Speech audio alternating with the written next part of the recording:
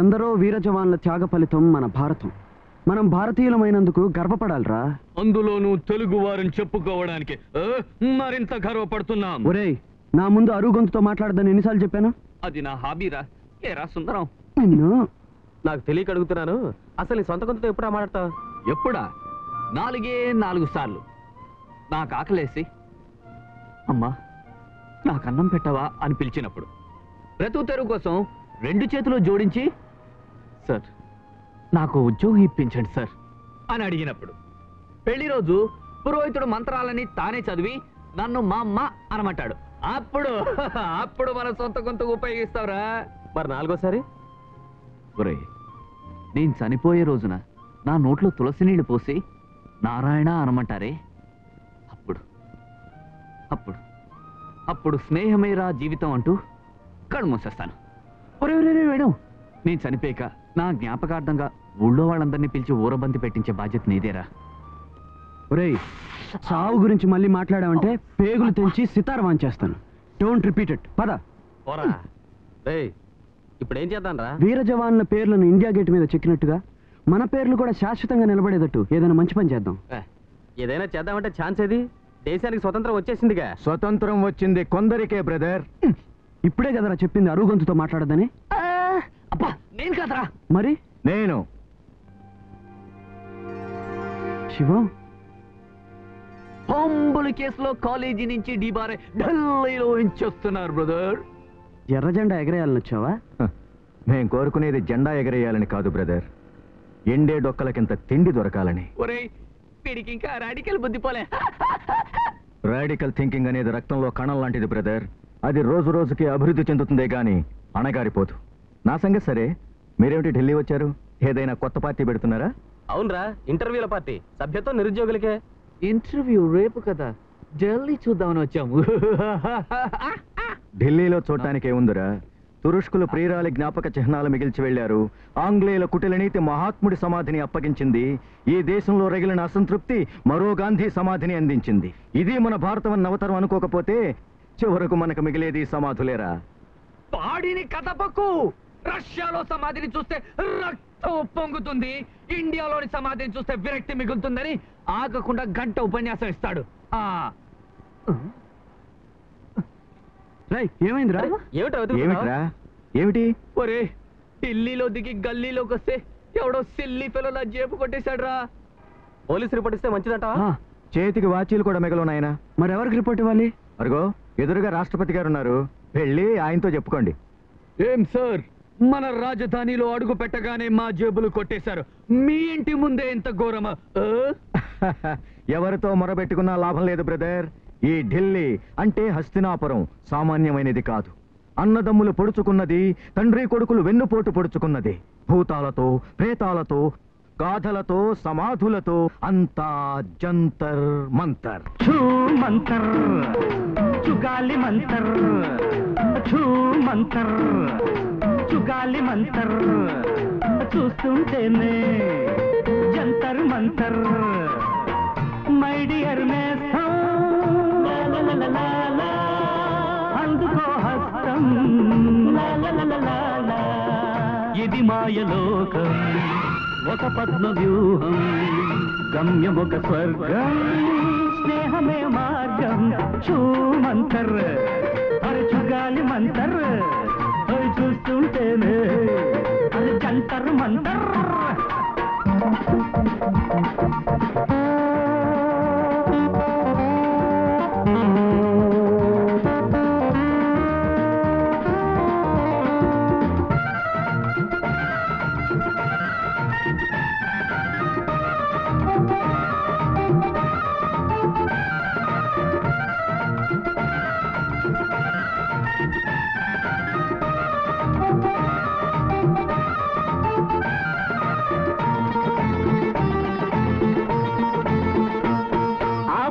Parliament, ఈ పక్క party tent, మన నోట గొప్పదంటూ, మన రూటు పేవ్మెంటు.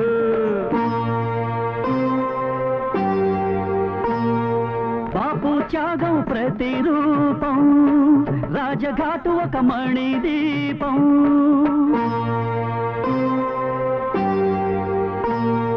పండిత నెహ్రూ స్మృతి చిహ్నం, సుందర నిలయం శాంతివనం.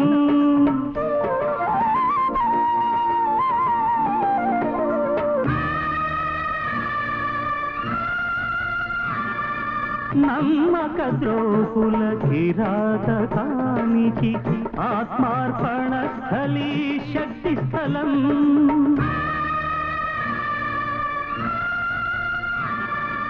ఆదర్శాలకి పోయామంటే మిగిలేవన్నీ సమాధులు. ఆచరించితే ఆదర్శాలే పురోభివృద్ధికి పునాదులు. మై డియర్ నేస్తం, అందుకో హస్తం,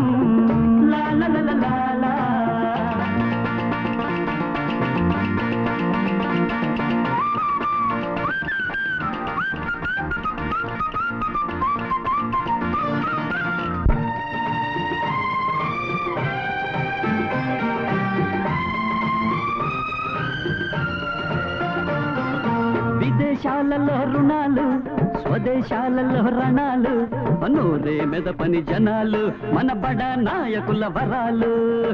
మూడు వైపుల సముద్రము, నాలుగు వైపుల దరిద్రము. దేశం ధ్యేయం శాంతి పదం, రక్త సిద్ధమే ప్రతి ఉదయం. పట్ట తప్పి వెనక్కి వెళ్ళే గూడ్సు బండిరా మన ప్రగతి.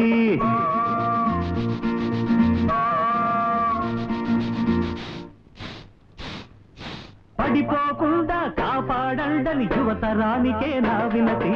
చూ మంతర్, చుగాలి మంతర్, చూస్తుంటేనే జంతర్ జంతర్ మంతర్. మై డియర్ నేస్తం, అందుకో హస్తం, ఇది మాయలోకం, ఒక పద్మ వ్యూహం, గమ్యం ఒక స్వర్గం, స్నేహమే మార్గం.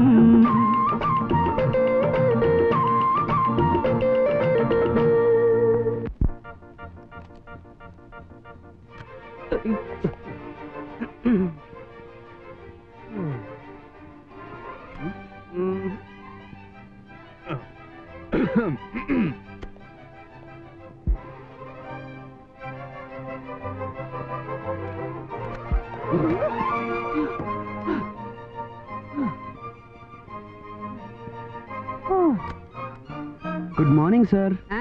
Good morning, good morning. Come on, be seated. You are mister Venu. Yes sir. చాలా మందిని చాలా ప్రశ్నలతో వేధించాను. నిన్ను చూస్తుంటే గొప్పవాడి కడుపున పుట్టినట్టున్నావు. అందుకే చిన్న ప్రశ్న వేస్తాను, తక్కువ సమాధానం చెప్పు. Okay sir. నువ్విప్పుడు మా ఆఫీసు పైకి రావటానికి 26 మెట్లు ఎక్కావు, 3 ద్వారాలు దాటావు, 8 కిటికీలు వరుసగా దాటావు, 2 గ్రిల్స్, 3 మంచినీళ్ల కుండలు, 2 ఫైర్ వార్నింగ్ సిలిండర్లు దాటొచ్చావు. ఇప్పుడు చెప్పు, నా వయసు ఎంత? 58. అదేమిటయ్యా అంత కరెక్ట్గా ఎలా చెప్పావు? నా స్నేహితుడు ఒకడికి 29 ఏళ్ళు సార్. వాడికి సగం పిచ్చి. అంటే అంటే నాకు పూర్తి పిచ్చా? Get out!